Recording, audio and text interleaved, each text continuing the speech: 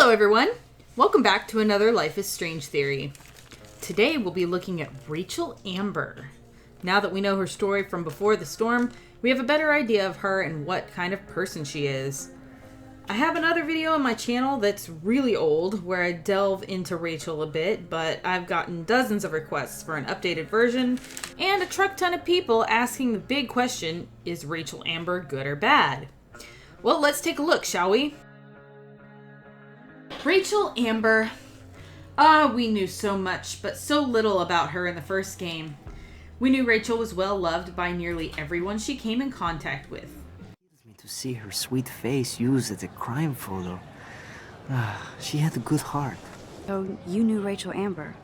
I knew she liked to party. Fun to be around. Oh, yeah, and she was hot. She was a straight-A student with a glowing record. She was a gem. But she wasn't without a dark side. In fact, the more we found out about Rachel, the worse she seemed. She had secrets, dabbled in drugs, as well as had multiple affairs with Frank, Chloe, Mark Jefferson, and possible others. She was shady for sure, but what we learn in the first game is only the tip of the iceberg.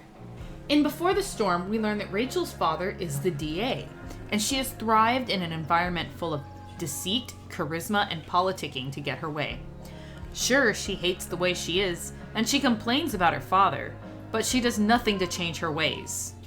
She continues to use and manipulate her peers in classic Life is Strange, especially Chloe. Rachel spends the bulk of Before the Storm using Chloe as a means to her ends. When Chloe asks why Rachel took her along to skip school, Rachel says she just needed some company. But later, after she uncovers her father's affair, she lashes out at Chloe, demanding Chloe get her a drink. After acquiring that drink, Rachel goes full angst, demanding to be left alone after dragging Chloe along in the first place. She does eventually fess up and tell Chloe how much she appreciates her. I just want you to know I'm lucky that you were with me today. But then she follows that fleeting kindness by starting a fucking wildfire.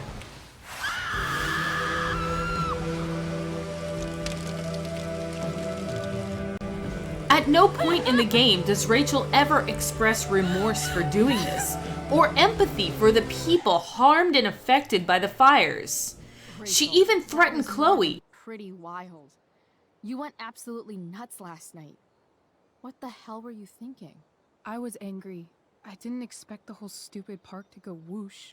But now you're in on it too. Accessory after the fact. Unless you tell on me. So, my new friend, who everyone thinks is perfect, did something batshit fucking nutso last night. What do I do? This perfect friend of yours, who I'm assuming is also an exceptional beauty, sounds like she may have been inspired by someone new in her life. Perhaps this friend of yours, who, I reiterate, must be just stunning, needed someone in her life to teach her. How to steal wine from yuppie picnickers? How not to give a fuck.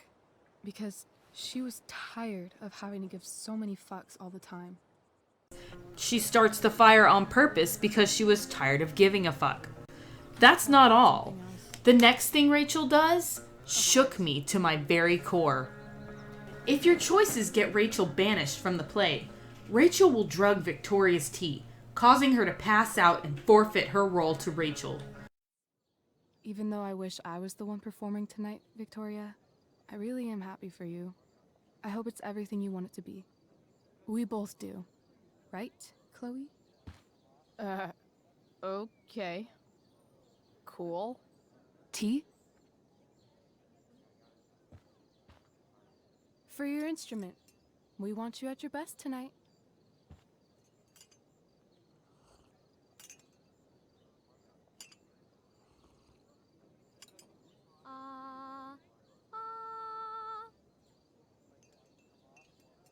Okay, V. Time to shine. Oh, Price, that was epic! You distracted her just long enough for me to slip those pills into her tea. This shocked me. She pulled a fucking Mark Jefferson to get her way. That's not teen angst. That's just fucked up. The final huge thing she does is, after attacking Damon Merrick and getting stabbed, she wakes up at the hospital and immediately proceeds to beg Chloe to go after him again. Would you do something for me? Anything. Sarah. My mom. Will you find her? Please? You really want this, don't you? I do. Chloe. I really do. There is no regard for Chloe's safety or well-being. Rachel asks her to break into the DA's office, breaks the law, and then go after a drug lord. Rachel doesn't seem to care that Chloe might end up in the hospital or dead. She only cares about what she wants. In the end, I found that Rachel saving Chloe's life in the beginning doesn't make up for the rest of the fucked up shit she does. So, if anyone out there can find some semblance of a good person in Rachel, I commend you. But I just don't see it. Maybe I'm biased because I'm a huge environmentalist and I have a personal friend who fights wildfires for a living. So that alone just really turned me off of Rachel. Rachel can say all of the kind words she wants. We can't take her seriously because she's so used to lying. She's so used to manipulating and getting her way. I don't see a way she can come back from all the shitty things she does in Before the Storm. I don't normally give my solid opinion like this on these matters because I know there are people out there that love Rachel, but I just can't get behind her. So there we go. That's my evidence on Rachel being a bad person. If you've got a counter argument, I'd love to hear some of the wonderful things that you come up with to absolve Rachel of all of her selfish, bitchy deeds. Until then, thanks for watching, everyone.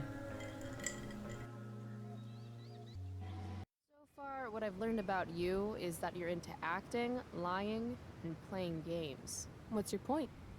That you're either full of imagination or full of shit. Let me know when you figure out which one.